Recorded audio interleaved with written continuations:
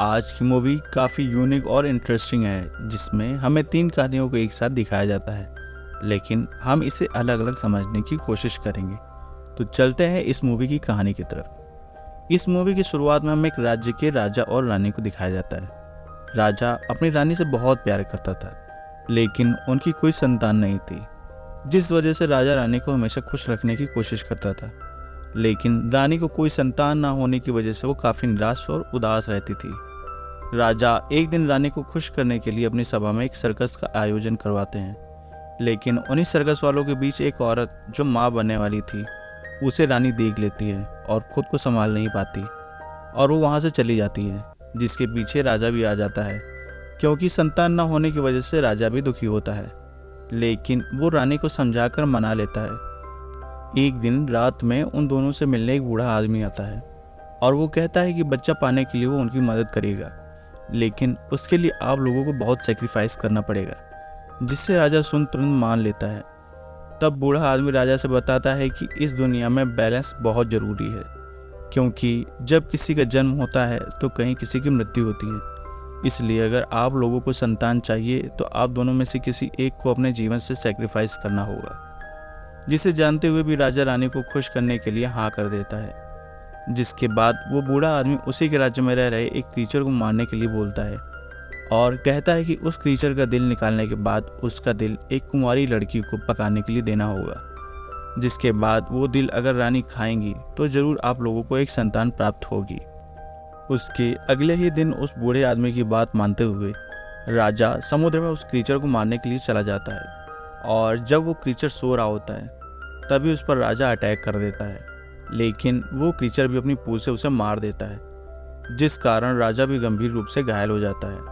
अब क्रीचर तो मर जाता है, लेकिन राजा को गंभीर चोटें आई थी, इसलिए थोड़ी देर बाद राजा की भी मौत हो जाती है। इधर उस क्रीचर के दिल को निकालकर महल में ले जाया जाता है, जहाँ उसे पकाने के लिए कुंवारी लड़की को दे दिया जाता है। जब उस क्रीचर के दिल को वो लड़की पका रही होती है, तभी उसे बेचैनी होने लगती है।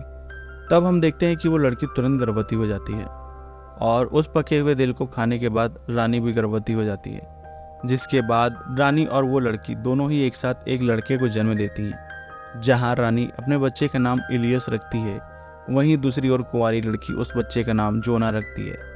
कहानी अब 16 साल बाद आगे की दिखाई जाती है, जहाँ दोनों बच्चे बड़े हो चुके हैं, जो बाकी सारे बच्चों से काफ़ी अलग थे। जिस तरह वो क्रीचर बिल्कुल सफ़ेद था, उसी तरह उन बच्चों के बाल और उनकी स्किन बिल्कुल सफ़ेद थी, और वो दिखने में भी बिल्कुल एक जैसे दिखते थे, मानो दोनों जुड़वा भाई हों।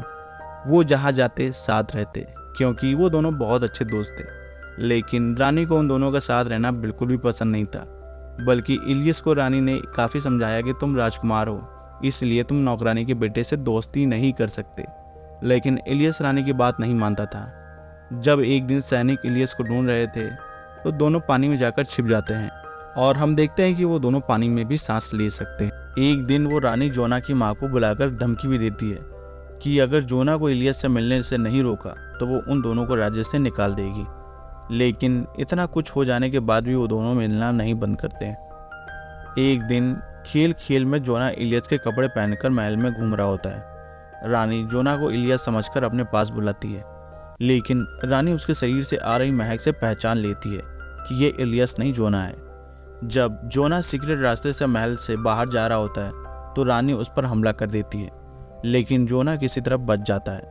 जिसके बाद उसे समझ में आ जाता है कि उसका यहाँ रहना ठीक नहीं है, और जब इलियस जोना को जाते हुए देखता है तो उसे रोकने की कोशिश करने लगता है, पर जोना नहीं रुकता। लेकिन जाने से पहले जोना पेड़ की जड़ को काटता है, जिसमें पानी निकलने। जिसके बाद वो इलियस से कहता है कि जब तक ये पानी साफ रहेगा तब तुम समझना कि मैं सही हूँ, लेकिन जब ये पानी गंदा हो जाए तो समझना कि मैं मुसीबत में हूँ।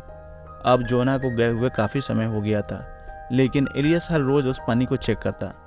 एक दिन पानी का रंग गंदा दिखता है तो वो तुरंत ही बिना अपनी माँ को बताए जोना को ढूंढने निकल जाता है। इलियस को बहुत ढूंढने के बाद जोना का घर मिल जाता है, जहाँ सभी उसे जोना समझकर अपने गले लगा लेते हैं। तब इलियस को पता चलता है कि जोना को गायब हुए 5 दिन हो गए हैं। दूसरी तरफ रानी भी इलियस को जंगलों में ढूंढती है, लेकिन वो कहीं भी नहीं मिलता, जिसकी वजह से वो भी परेशान थी। अब रानी उसी बूढ़े आदमी के पास चली जाती है, जिससे इलियस को जोना से अलग करने की बात करती है। वो बूढ़ा आदमी रानी से कहता है कि आप ऐसा ना करें, क्योंकि वो दोनों एक दूसरे से अलग नहीं हो सकते, लेकिन फिर भी आप ऐसा करना चाहती हैं तो आपको इसकी कीमत चुकानी होगी, जिससे वो मान लेती है। दूसरे सीन में हम जोना को देखते हैं जो एक गुफा में है। तभी वो उस गुफा की एक दरार में फंस जाता है और उसे एक क्रीचर मारने की कोशिश करता है, लेकिन तभी जोना को बचाने के लिए वहाँ इलियस आ जाता है। वो क्रीचर इलियस को ऐसा देखता है मानो वो पहले से ही उसे जानता है, लेकिन मौका देखकर इलियस उस क्रीचर को मार देता है। अब हमें पता चलता है कि वो क्रीचर कोई और नहीं बल्कि वो रानी ही थी, जो केवल जोना को मारने वहाँ आई थी। उसके बाद जोना अपने परिवार के पास चला जाता है और इलियस अपना राजपाट संभालने लगता है, लेकिन रानी को अपनी इच्छा के बदले अपनी जान गंवानी पड़ी। इसी के साथ हमारी पहली कहानी खत्म हो जाती है। इस मूवी की दूसरी कहानी जानने के लिए बने रहिए हमारे साथ। तब तक के लिए धन्यवाद।